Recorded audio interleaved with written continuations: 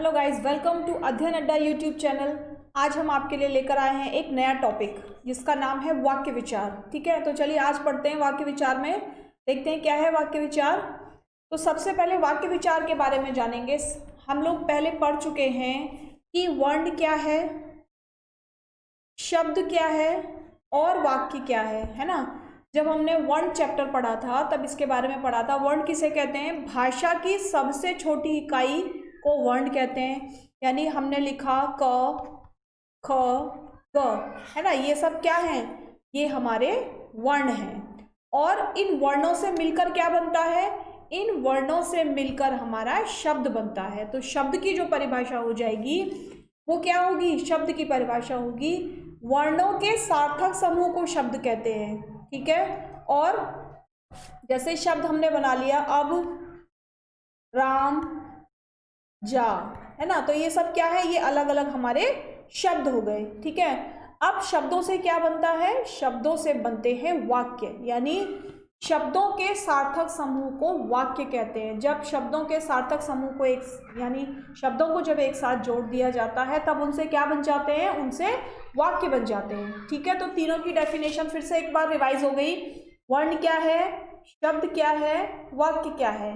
भाषा की सबसे छोटी इकाई को वर्ण कहते हैं, वर्णों के सार्थक समूह को शब्द कहते हैं तथा शब्दों के सार्थक समूह को क्या कहते हैं? वाक्य कहते हैं। तो आज हम किसके बारे में पढ़ने वाले हैं? आज हम यहाँ पर डिस्कस करने वाले हैं वाक्य। चलिए देखिए, वाक्य के कितने अंग होते हैं? वाक्य के 2 अंग होते हैं। इंग्लिश में हमने पढ़ा है ना। कितने पार्ट होते हैं? एक सेंटेंस के कितने पार्ट होते हैं? 2 पार्ट्स होते हैं। कौन कौन से होते हैं? सब्जेक्ट और प्रेडिकेट, है ना। 2 पार्ट्स होते हैं ना। उसी तरीके से हिंदी में भी वाक्य के 2 पार्ट होते हैं। पहला होता है उद्देश्य और दूसरा होता है विधेय। जो उद्देश्य है उसको कहते हैं सब्जेक्ट और जो विधेय है उसको क्या कहते हैं? प्रेडिकेट। ठीक है, सब्जेक्ट को कहते हैं उद्देश्य और प्रेडिकेट को कहते हैं विधेय। अब देखते हैं उद्देश्य क्या है। जिसके संबंध में वाक्य में कहा जाता है, यानी जिसके बारे में बात हो रही है। ठीक है, जैसे राम बाजार जाता है, तो किसके बारे में बात हो रही है? राम के बारे में बात हो रही है। तो राम क्या हो जाएगा यहाँ पर?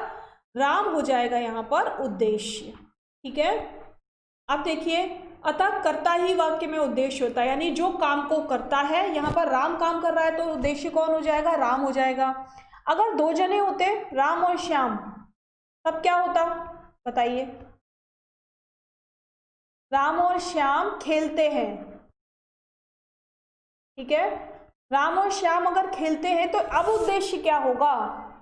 अभी भी उद्देश्य क्या होगा? राम और श्याम दोनों। क्यों? क्योंकि दोनों की बात हो रही है, किसी एक की बात नहीं हो रही है, दोनों की बात हो रही है। तो ये दोनों क्या हो जाएंगे वाक्य में? ये दोनों उद्देश्य हो जाएंगे। यानी कर्ता के साथ जो सहायक कर्ता होता है वो भी तो उद्देश्य ही होता है ना।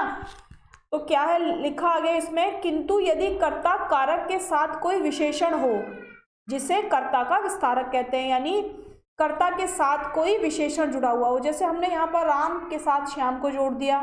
ठीक है, और एक एग्जाम्पल नीचे दिया हुआ है, यथा मेरा भाई प्रशांत धार्मिक पुस्तकें पढ़ता है। तो देखिए, मेरा भाई प्रशांत, ये क्या हो गया यहाँ पर? ये यहाँ पर हो गया उद्देश्य। ठीक है, अब यहाँ पर लिखा हुआ है विशेषण। तो इसमें विशेषण क्या है भाई? मेरा भाई है, मेरा भाई क्या हो जाएगा? ये हो जाएगा विशेषण। और कर्ता है प्रशांत, तो प्रशांत के साथ क्या जुड़ा हुआ है? मेरा भाई। तो मेरा भाई क्या वो है? वो उसकी विशेषता बता रहा है। किसकी? प्रशांत की विशेषता बता रहा है कि वो किसका भाई है? वो मेरा भाई है। तो इसी को बोलेंगे विशेषण। ठीक है, चलिए, अब पूरा का पूरा ये जो है ये क्या हो गया? उद्देश्य हो गया। ठीक है, किसी भी सेंटेंस में, जैसे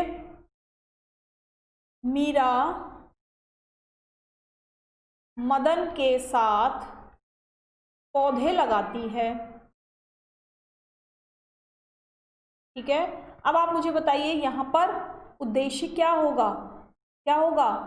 मीरा और मदन, है ना, दोनों क्या हो जाएंगे? क्या हो जाएंगे? मीरा और मदन दोनों हमारे उद्देश्य हो जाएंगे। ठीक है, चलिए, तो यहाँ पर उद्देश्य क्या हो गया, मेरा भाई प्रशांत। और अगला क्या है, इस पार्ट को हम अभी बाद में देखेंगे, अभी हम पहले उद्देश्य समझेंगे। इसी तरीके से बहुत सारे सेंटेंस हम ले सकते हैं जिनमें जो कर्ता होगा वो क्या होगा, वो उद्देश्य होगा, है ना। जो भी कर्ता होगा, जैसे कुत्ता दूध पीता है, तो इसमें उद्देश्य क्या हो गया, इसमें हो गया उद्देश्य कुत्ता। ठीक है, चलिए आगे चलते हैं। अब आता है विधेय। विधेय क्या होता है, कर्ता के बाद जितना भी सेंटेंस है, यानी कर्ता के बाद जो कर्ता कार्य कर रहा है, ठीक है, कर्ता जो भी कार्य कर रहा है या कर्ता विशेषण के साथ जो भी कार्य कर रहा है उसको क्या कहते हैं, उसको हम विधेय कहते हैं। यहाँ पर क्या लिखा हुआ है, उद्देश्य अर्थात कर्ता के संबंध में वाक्य में जो कुछ कहा जाता है, यानी कर्ता के बारे में कुछ भी बोला जा रहा है वो सब क्या हो जाएगा, वो सब विधेय हो जाएगा, है ना, उसे विधेय कहते हैं। अतः विधेय के अंतर्गत वाक्य में प्रयुक्त क्रिया, क्रिया का विस्तारक, कर्म, कर्म का विस्तारक, पूरक तथा पूरक का विस्तारक आदि सब आते हैं। यानी कर्ता को छोड़कर बाकी का पूरा वाक्य क्या हो जाता है, वो विधेय हो जाता है। ठीक है, उसमें क्या क्या आ जाता है, उसमें क्रिया आ जाती है, कर्म आ जाता है और पूरक आ जाता है ना। तो यहाँ पर मेरा भाई प्रशांत, तो हमने क्या बोला था, इसको हमने बोला था उद्देश्य। और धार्मिक पुस्तकें पढ़ता है, देखिए पुस्तकें क्या है, कर्म है, पढ़ता क्या है, क्रिया है ना। और कैसी पुस्तकें पढ़ता है, धार्मिक पुस्तकें पढ़ता है, तो ये क्या हो गया, ये इसका विशेषण हो गया कर्म का, है ना। तो विशेषण भी किसमें जुड़ गया, सब विधेय के साथ जुड़ गया। तो ये सब पूरा सेंटेंस क्या हो गया, ये पूरा का पूरा सेंटेंस हमारा विधेय हो गया। समझ में आया, उद्देश्य और विधेय। यानी वाक्य में दो पार्ट होते हैं, वाक्य को दो भागों में विभाजित किया जाता है। पहला जो भाग होता है उसको कहते हैं उद्देश्य, और दूसरा जो भाग होता है उसे कहते हैं विधेय। ठीक है, उक्त वाक्य में धार्मिक पुस्तकें अधिक पढ़ता है वाक्यांश विधेय है, जिसमें पढ़ता है शब्द क्रिया है, अधिक शब्द क्रिया का विस्तारक है। यानी पढ़ना, पढ़ना क्रिया है, तो ये क्या हो गया, विशेषण हो गया इसका, है ना। जो शब्द क्रिया की विशेषता बता रहा है, यानी कैसे पढ़ता है, बहुत सारा पढ़ता है, तो उसे क्या बोलेंगे, उसे क्रिया का विस्तारक बोलेंगे। उसी तरीके से पुस्तकें, तो पुस्तकें कैसी हैं, धार्मिक हैं, तो धार्मिक क्या हो गया, पुस्तकों का विस्तारक हो गया। विस्तारक मतलब विशेषण हो गया। पुस्तकें हैं, कैसी हैं, पुस्तकें धार्मिक हैं। ठीक है, तो ये पुस्तकों की विशेषता बताई जा रही है। तो ये पूरा का पूरा सेंटेंस क्या हो गया, विधेय हो गया।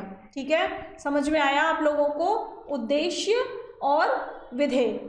अब देखते हैं कि वाक्य के जो भेद होते हैं, यानी वाक्य के जो हमने भेद किए, कौन कौन से भेद किए, उद्देश्य और विधेय। अब इनको अलग अलग रचना के आधार पर हम लोग डिफाइन करेंगे। सबसे पहले क्रिया के आधार पर, अर्थ तथा अर्थ के आधार पर, और उसके बाद रचना के आधार पर। तो आज जो हम पढ़ने वाले हैं वो है हमारा क्रिया के आधार पर, यानी क्रिया की दृष्टि से। अब क्रिया की दृष्टि से वाक्य तीन प्रकार के होते हैं। एक तो होता है कर्तवाच्य, दूसरा होता है कर्मवाच्य, तीसरा होता है भाववाच्य। तो पहला यहाँ पर लिखा हुआ है कर्तवाच्य। कर्त से समझ में आ रहा है, सभी को समझ में आ रहा होगा क्या होता है कर्त का मतलब, कर्ता। यानी जब भी कोई सेंटेंस लिखा हुआ है उसमें जो क्रिया है सॉरी, उसमें जो क्रिया है उसका लिंग और वचन किसके अनुसार बदलेगा, उसका लिंग और वचन कर्ता के अनुसार बदलेगा। ठीक है, समझ में आया कि जो भी वाक्य हमने लिखा है उसमें जो कर्ता है ना, उस कर्ता के अनुसार ही क्रिया का लिंग और वचन बदलेगा। ठीक है, जैसे सेंटेंस देखिए, धर्मेंद्र पुस्तक पढ़ता है। अब धर्मेंद्र क्या है, यहाँ पर कर्ता है ना। पुस्तक क्या हो गया, कर्म हो गया, और पढ़ता क्या हो गया, क्रिया हो गया। ठीक है, लेकिन ये जो क्रिया है ये किसके अनुसार बदली है, क्रिया का जो स्वरूप है वो किसके अनुसार बदला है, वो कर्ता के अनुसार बदला है। धर्मेंद्र क्योंकि पुरुष है इसीलिए जो क्रिया यूज की गई वो भी पुल्लिंग यूज की गई है। हमने ये नहीं कहा धर्मेंद्र पुस्तकें पढ़ती है, ऐसा नहीं लिख सकते ना हम। वो गलत हो जाएगा।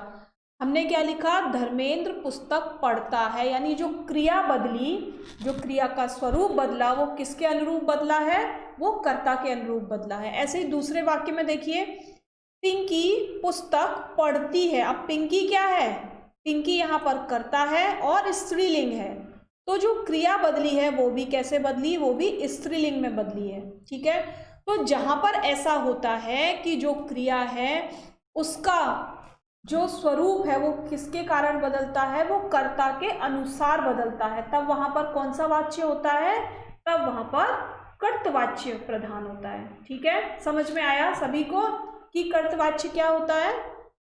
एक बार फिर से बता देती हूँ कि जब क्रिया है ना किसके अनुसार बदलती है, लिंग और वचन कर्ता के अनुसार बदलता है, यानी क्रिया का जो लिंग और वचन है वो कर्ता के अनुसार जब बदलेगा तब वहां पर कौन सा वाच्य होगा, कर्तवाच्य होगा। ठीक है, चलिए नेक्स्ट देखिए, कर्मवाच्य प्रधान। कर्मवाच्य प्रधान क्या है, जब क्रिया का स्वरूप किसके अनुसार बदलता है, कर्म के अनुसार। ठीक, क्या लिखा है यहाँ पर, जब वाक्य में प्रयुक्त क्रिया का सीधा संबंध वाक्य में प्रयुक्त कर्म से होता है। अब यहाँ पर कर्ता से कोई लेना देना नहीं है क्रिया का, कर्ता चाहे कुछ भी हो, क्रिया कैसे चेंज होगी, यानी लिंग और वचन कैसे चेंज होंगे, क्रिया के कर्म के अनुसार चेंज होंगे। ठीक है, चलिए देखिए, महेंद्र ने गाना गाया। महेंद्र क्या है, कर्ता है ना, और गाना क्या है, यहाँ पर गाना को हम कर्म मान लेते हैं और गाया ये हो गई क्रिया।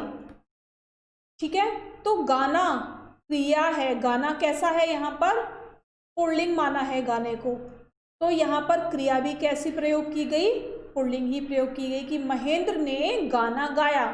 ये नहीं कहा कि अगर यहाँ पर वर्षा होती कि वर्षा ने गाना गाई, नहीं लिखते ना हम, ऐसे नहीं लिखते ना, वर्षा या चलिए रानी ने गाना गाई, ऐसे तो नहीं लिख सकते, नहीं लिख सकते ना, ये क्या हो जाएगा, ये हमारा रॉन्ग हो जाएगा। हमें क्या लिखना पड़ेगा, रानी ने गाना गाया।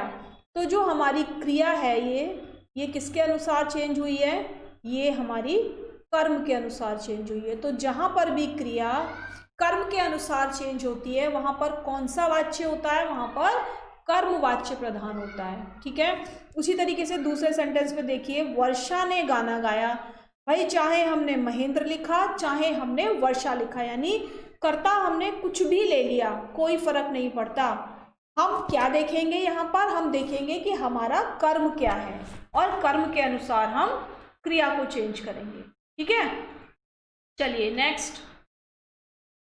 नेक्स्ट है हमारा भाववाच्य प्रधान। अब भाववाच्य प्रधान क्या होता है, जहां पर क्रिया ना तो कर्ता के अनुसार और ना ही किसके अनुसार, कर्म के अनुसार बदलती है, वहां पर कौन सा वाक्य होता है, वहां पर होता है भाववाच्य प्रधान।